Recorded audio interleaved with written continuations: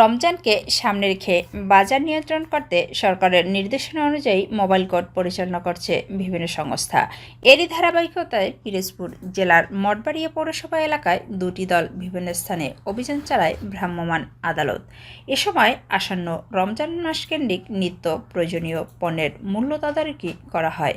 বিভিন্ন ব্যবসা প্রতিষ্ঠানে পণ্যের মূল্য তালিকা প্রদর্শন না করায় ভোক্তা অধিকার সংরক্ষণ আইন 2009 অনুযায়ী 3টি মামলায় 4,500 টাকা জরিমানা করা হয়। এছাড়াও একটি গুদামে নিষিদ্ধ পলিথিন বিক্রয়ের উদ্দেশ্যে মজুত করায় বেতমোড় রাজপাড়া গ্রামের আব্দুল লতিফ হলাদারের ছেলে মোহাম্মদ সিদ্দিকুর রহমান গুদাম ম্যানেজারকে বাংলাদেশ পরিবেশ সংরক্ষণ আইন 1995 অনুযায়ী 10,000 টাকা জরিমানা করা হয়।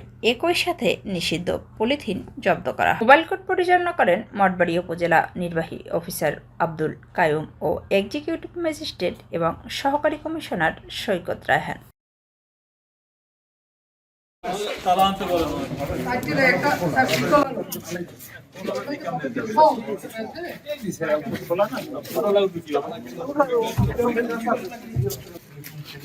ঠিক এইরকম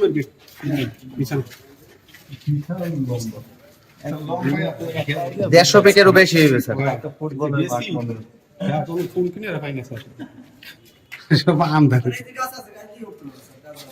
মঠবাড়িয়া উপজেলা প্রশাসনের পক্ষ থেকে জানানো হয়, জনস্বার্থে পরিচালিত ভ্রাম্যমাণ আদালত ভবিষ্যতেও চলমান থাকবে।